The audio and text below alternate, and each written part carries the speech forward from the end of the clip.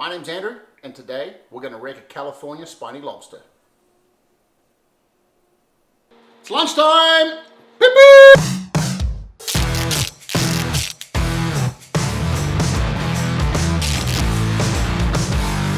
So today is the opening day of the California lobster season. So I'm heading out tonight with my friend Casey, and we are going to be diving out of the Long Beach area.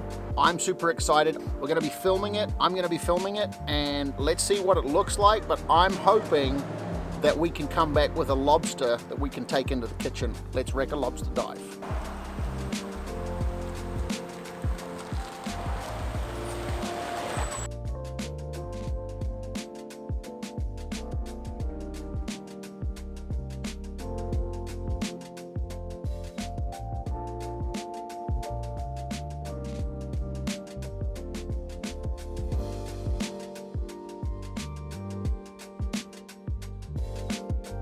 Okay, so for this lobster bisque, I'm going to run through all the ingredients that we're going to be using today so you can follow along at home. I have a whole bunch of Himalayan pink salt. I have a quarter of a cup of tomato paste, or tomato paste, depending where you're from on the planet. 2 whole garlics, 3 star anise, a half tablespoon of cumin and a half tablespoon of tarragon leaves, 3.5 bay leaves, a red onion, which I'll probably use half of that, half a cup of whole flour, 2 sticks of butter, in other words 2 cups of butter, 3 cups of coconut cream, 3 cups of cooked and mashed tomatoes, a quarter of a cup of truffle oil. That is the magic weapon right there. It's the magic weapon. 4 organic carrots. I have a small stick of celery, the base of a fennel root, a small stem of leeks, 2 large handfuls of sweet peppers, a bunch of parsley, and for the main event, we have 2 California spiny lobsters. So let's get rolling. So the one thing that you want to be very careful of when handling lobsters are these rose-like thorns that are all over the antenna bases and over the back of their bodies. They call them spiny lobsters for a reason. That's gonna leave a mark. They walk forwards, but when they swim, the tail flicks like a shrimp and they swim backwards. But one stroke, as you can see, the fin comes out very wide there. One stroke of that, and this can move like 15 feet in a matter of half a second. A couple of things we have to know about these guys. They do have a mud vein very similar to the shrimp. We're going to take a little piece of the antenna. I am going to snap that off here at the base. You can see there's some of that meat coming out, and I'm going to chop it a little shorter. I'm going to chop it about here. Okay, and I'm going to use this little section here. I'm going to invert the lobster. Now there is its little evacuation passage, and I'm going to stick this up here, and because it has barbs on it, the barbs are going to go in easy. But when they come out, it's going to come out and it's going to bring that mud vein with it. See that mud vein coming there? That's cleaning the lobster out so that we're not going to be cooking it in its poop. That's a good thing. So let's roll. There's our lobsters. We now have my stock pot. I put in enough water that's going to cover both of these lobsters. And so I'm going to now place this and start a timer for 7 minutes. The tail on this guy I'm going to do in another recipe. So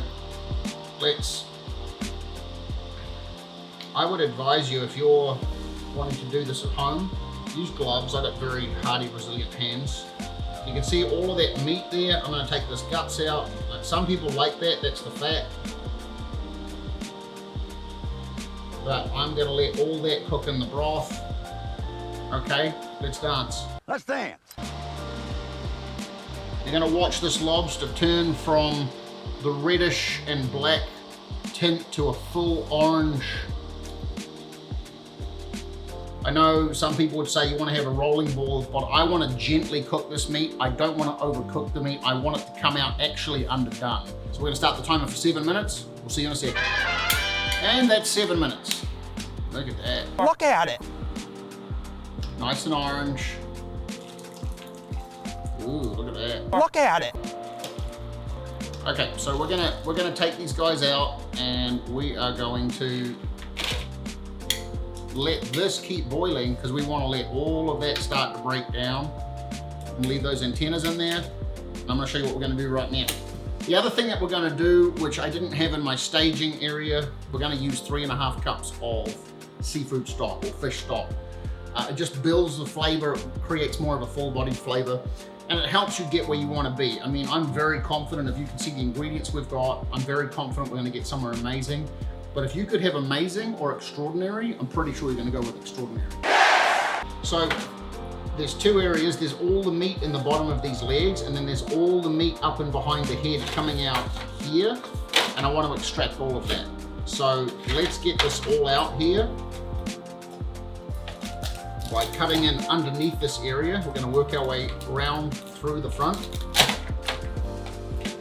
Okay, so see, I'm just going to pull some of these lungs off. This guy right here, we're going to put him back in. I'm going to show you how we're going to work with that in just a minute. I am going to cut the head in half there. Okay, so we're going to get rid of the rest of those lungs. Yay. Right, now, as far as this guy goes, I'm going to look at all that goodness. Look at all that. So, as you can see, that is just slightly underdone. That's exactly what we wanted to achieve. So I'm super happy with that. We're going to put that to the side. So we have all that there.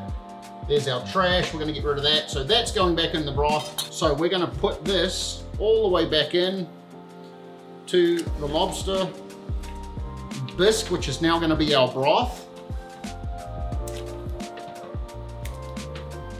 In the meantime, let's head out to the grill and start to char the vegetables.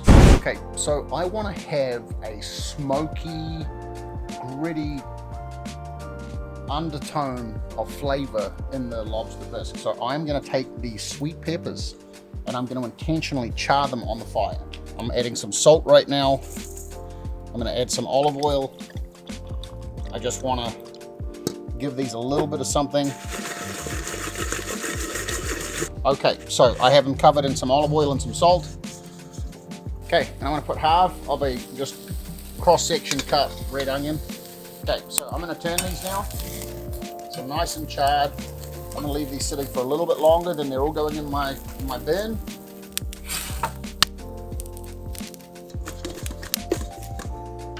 All right, so that's been cooking for about 20 minutes now with those larger chunks back on the inside of them. And I'm just going to use a standard sieve or a colander, whatever you want to call it. And I'm just going to collect again those large pieces. And I'm going to set them in here. So I'm going to let that cool off a little bit. And I'm going to just continue to keep that in a rolling boil. Let's have some fun. So we're going to do our vegetable prep right now.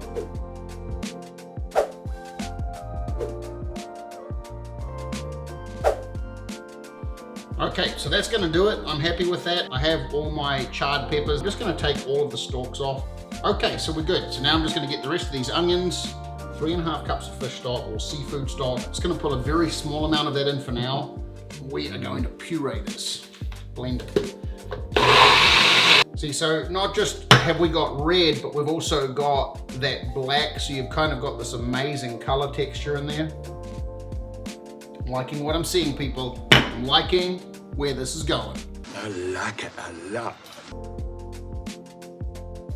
So we're gonna add in some flavors now. Let's put in some bay leaves.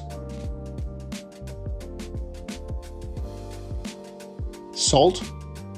We're gonna throw some seafood stock in as well. Now over to the skillet, let's get a whole bunch of hot butter just melting down. It's gonna be the base. We're gonna get a nice creamy, buttery flavor out of that. And into that, we're gonna add all of our vegetables. We wanna trigger and release all of our flavors for those to break down and start to melt into this stock base. Over in this pot to my side, I'm adding all of the pepper puree. And then back into the skillet, I'm gonna add 8 crushed garlic cloves. Now let's load all of those reduced vegetables into the blender and create a puree. Pouring it now, returning it to the skillet. I'm adding some fish stock back into that now. Stir it in. And let's add some flour to that. lightly adding flour, mixing it in, starting to get a light thickening, following with an addition of the tomato paste. Look at that, isn't that pretty? Like a tie-dye t-shirt, some kind of artwork. Now adding the crushed tomatoes into the pepper puree, and again returning to the skillet, adding a final amount of flour, mixing it in, and now we're going to combine both of those together. All of the vegetables with the pepper puree, mixing it in, and finally pouring it in nice and slow and mixing into the stock pot, capped off with a chaser of coconut cream. Doesn't that look delicious? Let's leave that stock on the heat in the pot to blend and aromatically infuse all of those flavors together as they just merge and marry. Now back to the chopping board, let's take all of the lobster meat that I picked out of the body in the frames, and we're gonna start to cut those down now into little tiny pieces that are gonna be used as a garnish for later. Then I'm going to take the lobster tail. I am going to split it in half and remove, as you can see, just with my fingers, I'm just removing the backing adhesion to the shell. I'm pulling it out onto the chopping board, and these are going to be larger chunks.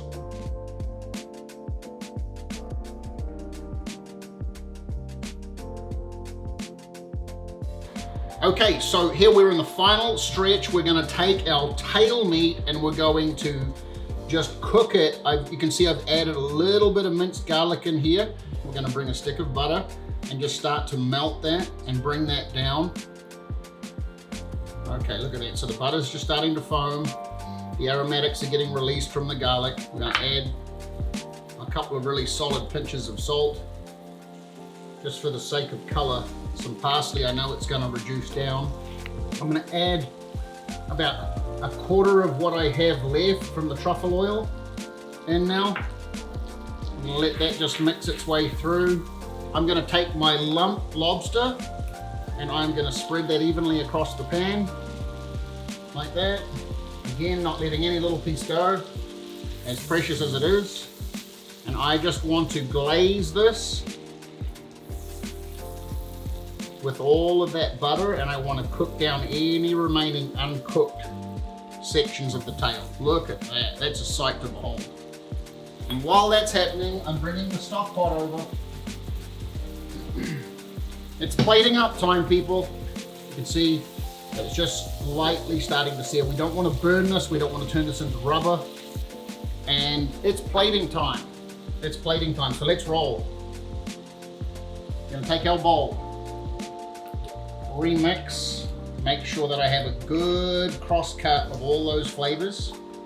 And I'm now just going to start plating, or bowling, maybe bowling.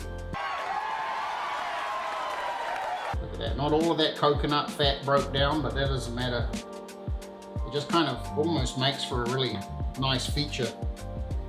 I'm gonna add in a pinch of the body meat, and I am going to take some of this right here. Look at that. Get a look at that.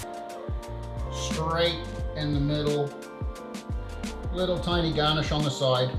And I'm gonna take a little bit of my truffle oil and very lightly drizzle. And that's all she wrote. Let's taste it. You see all those chunks of lobster now sitting there.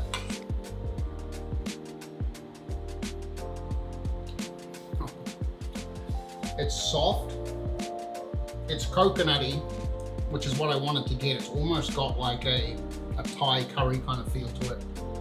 Ooh, that soup is good. That's gonna leave a mark.